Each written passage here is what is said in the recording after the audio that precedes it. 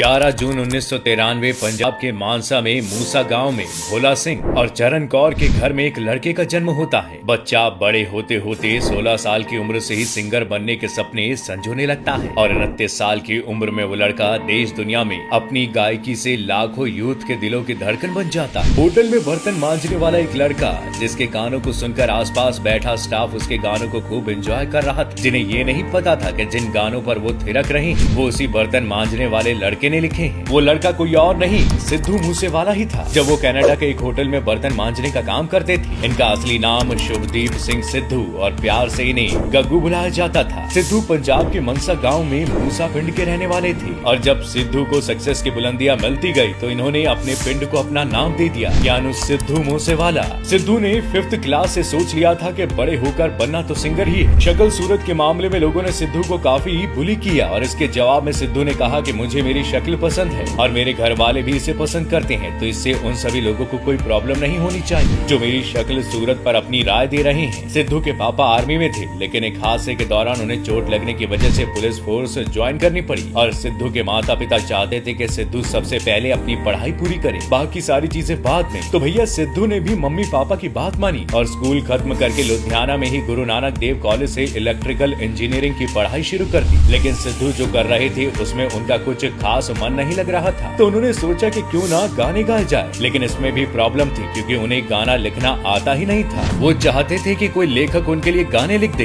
कई राइटर्स को फोन करने के बाद किस्मत से एक राइटर सिद्धू के लिए गाना लिखने के लिए राजी हुए। उसने कहा कि मेरे पिंड यानी गांव आ जाओ। बस फिर क्या था, सिद्धू ने बिना सोचे समझे बाइक उठाई और पहुंच गए राइटर के गांव। लेकिन जैसे ही सिद्धू उस राइटर के पास अपना पहला गाना लिखवाने पहुंचे तो उसने सिद्धू को उल्टे पांव वापस भेज दिया, ये कहकर कि आज नहीं किसी और दिन आना। जिस बात का सिद्धू को काफी बुरा लगा और फिर सिद्धू ने तय किया कि आज के बाद किसी और का लिखा हुआ गाना नहीं गाऊंगा। और फिर सिद्धू अपने हॉस्टल आए और गाना लिखना शुरू कर दिया। लेकिन अब इसमें चैलेंज ये था कि एक तो लड़का नया और ऊपर से गाना भी पहली बार लिखा, तो अब इसके गानों को गाए कौन। बता दें कि सिद्धू का पहला गाना लाइसेंस था जिसे खुद सिद्धू ने लिखा था और इसमें चटखारेदार बात तो ये थी कि इस गाने को गाने के लिए रेडी हुए सिंगर निंजा और देखते ही देखते ये गाना खूब चला। और फिर सिद्धू ने लिखा दूसरा गाना जिसे गाया डीप ने और ये गाना भी अच्छा खासा चल रहा था। अब 2 गाने सिद्धू मूसेवाले के चल तो रहे थे, लेकिन इसमें सिद्धू को कोई खास पहचान नहीं मिल रही थी। अब जैसा कि हम सब जानते हैं कि जो दिखता है वही बिकता है, क्योंकि लोग जानना चाहते हैं कि आखिर जिस गाने के चर्चे इतने हैं वो लिखा किसने है और इसी को आम आदमी की नजर में सिंगर कहा जाता है। लेकिन सिद्धू उस वक्त इतने बड़े नहीं हुए थे, तो सिद्धू ने पूरा किया अपनी ग्रेजुएशन का सिलसिला, जिसके लिए वो कनाडा चले गए क्योंकि पढ़ाई का सपना मम्मी पापा का भी तो पूरा करना था। अब कनाडा में जो कोर्स वो कर रहे थे वहाँ कुछ गड़बड़ हो गई, जिसके बाद सिद्धू के एक अंकल ने उनका कॉलेज बदलवा दिया। अब जैसा कि मैंने बताया कि सिद्धू का मन तो नहीं था इंजीनियरिंग में, तो उन्होंने दूसरे कॉलेज में कोर्स बदल लिया और चुन लिया होटल मैनेजमेंट को। तब तक सिद्धू कुछ गाने गाना शुरू भी कर चुके थे और उनके कुछ गाने आ भी गए थे, लेकिन इसके बाद भी सिद्धू को कोई जानता नहीं था। अब होटल मैनेजमेंट की पढ़ाई तो कर ली, पर दिक्कत आई ट्रेनिंग में। असल में जिस होटल में सिद्धू की ट्रेनिंग चल रही थी वहाँ सिद्धू को बीफ काटना पड़ता था और सिद्धू ठहरे प्योर वेजिटेरियन, तो सिद्धू इसके लिए अपने कुछ दोस्तों की मदद लिया करते थे और सिद्धू को बर्तन धोने पड़ते थे। लेकिन गाने सिद्धू के तब तक आने लगे थे। अब इसमें मजे वाली बात तो ये थी कि जिस होटल में सिद्धू काम कर रहे थे वहाँ नाइजीरिया के कई सारे लोग थे और वो लोग सिद्धू के गानों पर खूब थिरका करते थे और सिद्धू को ही दिखाते थे कि देखो क्या लाजवाब सिंगर है। इस पर जब सिद्धू बोला करते थे कि ये गाना मैंने ही गाया है तो कोई विश्वास नहीं करता था। तो आप समझ रहे हैं कि इंसान को काम के साथ सूरत भी दिखानी है।